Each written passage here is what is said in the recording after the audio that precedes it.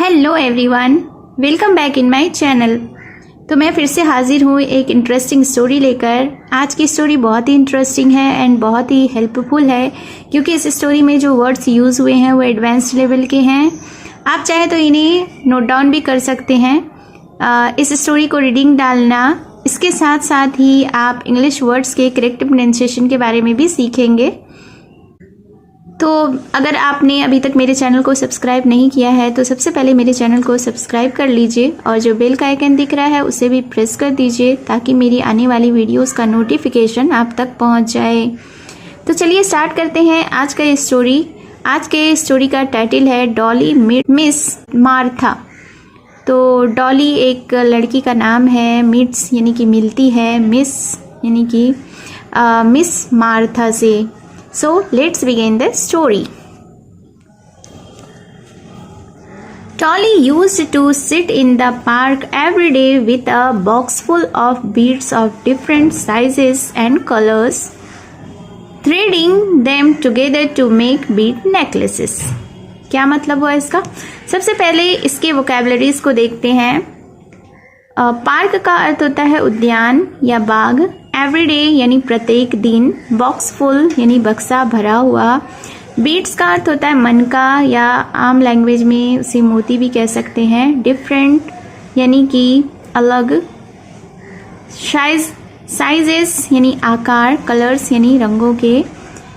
Threading का अर्थ होता है पिरोना। टुगेदर यानी एक साथ। बीड नेकलेस यानी मोती का हार। तो इस सेंटेंस का अर्थ हुआ कि Dolly used to sit in the park every day. Dolly उद्यान में प्रत्येक दिन बैठा करती थी with a box full of beads, जो कि किसके साथ बैठा करती थी? बक्से से भरे हुए मनके के साथ, मोती के साथ, जो कि डिफरेंट साइजेस के of different sizes and colours, जो कि अलग अलग आकार के और रंगों के होते थे। थ्रेडिंग देम टुगेदर सबको एक साथ पिरोती थी।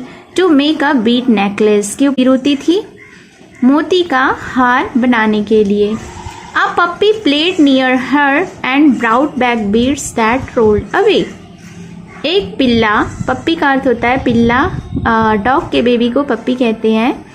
तो एक कुत्ता प्लेड नियर हर, उसके पास खेल रहा था।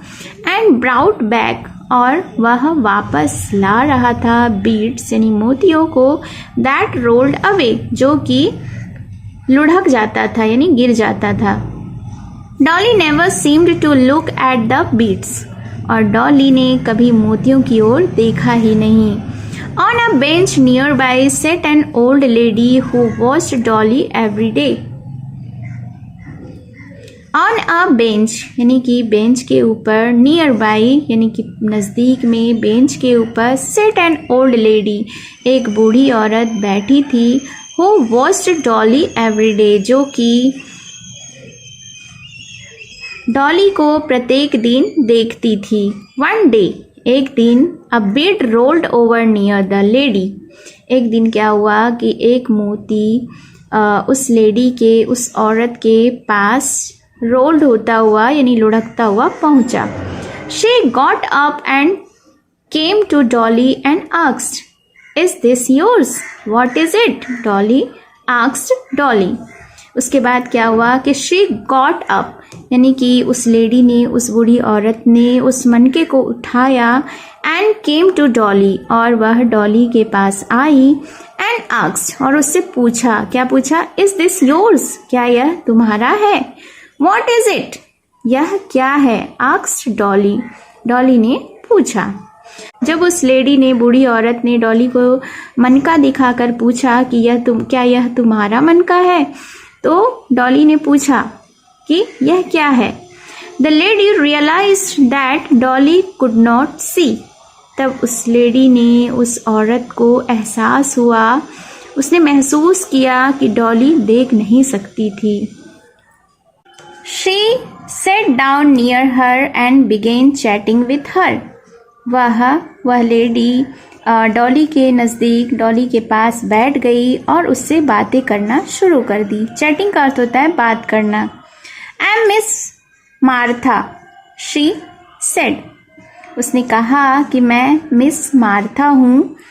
Where do you live? तुम कहाँ रहती हो? And who is at home with you? और तुम्हारे साथ घर में कौन कौन है? Dolly was an orphan and lived in a small room with her puppy टब्बी।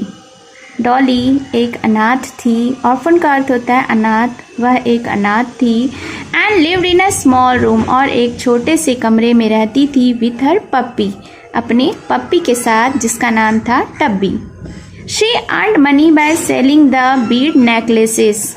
वह बीड के नेकलेस को, मोतियों के हार को बेचकर पैसे कमाती थी। Miss Martha was so touched that she spoke to authorities and adopted Dolly as her daughter. उसके बाद क्या हुआ कि मिस मार्था इतनी प्रभावित हुई कि उन्होंने अधिकारियों से बात की और डॉली को अपनी बेटी के रूप में अपनाया।